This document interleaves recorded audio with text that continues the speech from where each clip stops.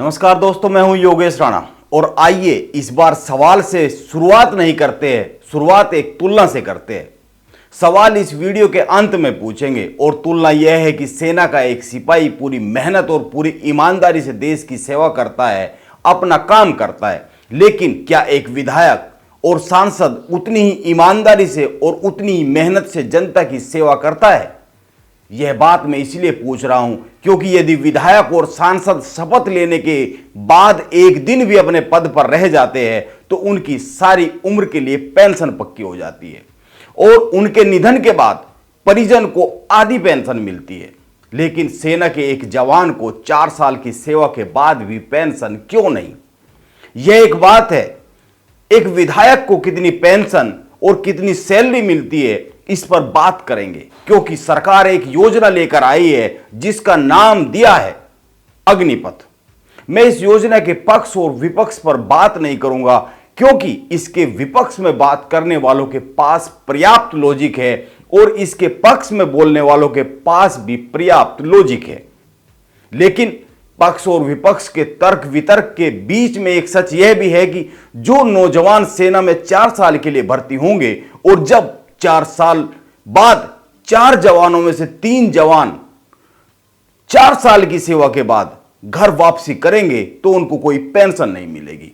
आप ध्यान दीजिए, वो 4 साल की सेवा के बाद घर आएंगे, लेकिन विधायक या सांसद एक दिन भी विधायक या सांसद रह जाता है तो उसको एक मोटी पेंशन मिलती है। और इतना ही नहीं, यह पेंशन साल के हिसाब से बदलती जाती है। यानी अगर 1 साल तक के लिए विधायक या सांसद रहे तो कुछ अलग, और अगर पूरे 5 साल के लिए विधायक या सांसद रहे तो कुछ और ज्यादा है। हालांकि इसको लेकर हर प्रदेश में अलग अलग नियम है, लेकिन हर साल के हिसाब से बढ़ती जाती है, यह एक बात है। और इतना ही नहीं, अगर 2 बार सांसद या 2 बार विधायक कोई रह जाता है तो 2 पेंशन, और 3 बार रह जाता है तो 3 पेंशन, 4 बार रह जाता है तो 4 पेंशन। 1-2 राज्यों में छोड़ दे तो वहां यह नियम नहीं है, वरना ज्यादातर राज्यों में ऐसा ही है, उत्तराखंड में भी ऐसा ही है। इसी तरह से और भी बहुत कुछ है एक विधायक और सांसद को जो मिलता है जीवन भर।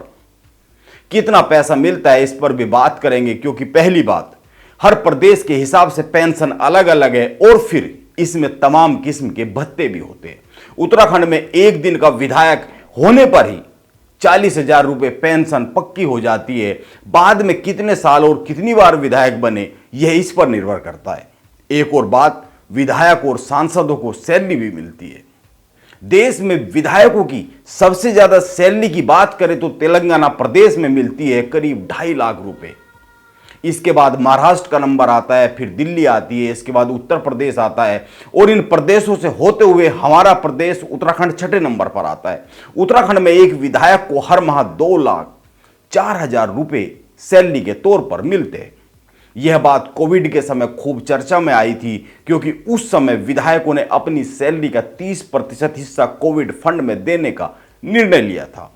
विधायकों को हर माह मिलने वाले पैसे के 4 हिस्से होते हैं। 1 बेसिक सैलरी, 2 निर्वाचन क्षेत्र के लिए भत्ता, 3 ऑफिस के लिए खर्च और 4 सहायक के लिए वेतन।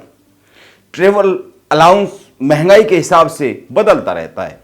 अगर उत्तराखंड की बात करें तो हर विधायक को बेसिक सैलरी 30,000 रुपये, निर्वाचन क्षेत्र के लिए भत्ता 1.5 लाख रुपए, ऑफिस के लिए खर्च 12,000 रुपये और 12,000 रुपये ही सहायक के वेतन के तौर पर मिलता है, यानी ड्राइवर खर्च।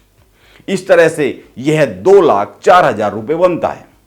यह एक जानकारी है जिसको ध्यान में रखना जरूरी है। अब जैसा कि मैंने शुरू में कहा था, इस बार अंत में सवाल करेंगे और सवाल पर आ जाते हैं। और सवाल यह है कि जब एक दिन के विधायक को 40,000 रुपये पेंशन मिल सकती है तो फिर 4 साल की सेवा करने वाले सेना के जवान को पेंशन क्यों नहीं मिल सकती है? यह एक सवाल है। आप इसके उत्तर में अपनी राय जरूर लिखिए। नमस्कार, आप बने रहे मेरे साथ।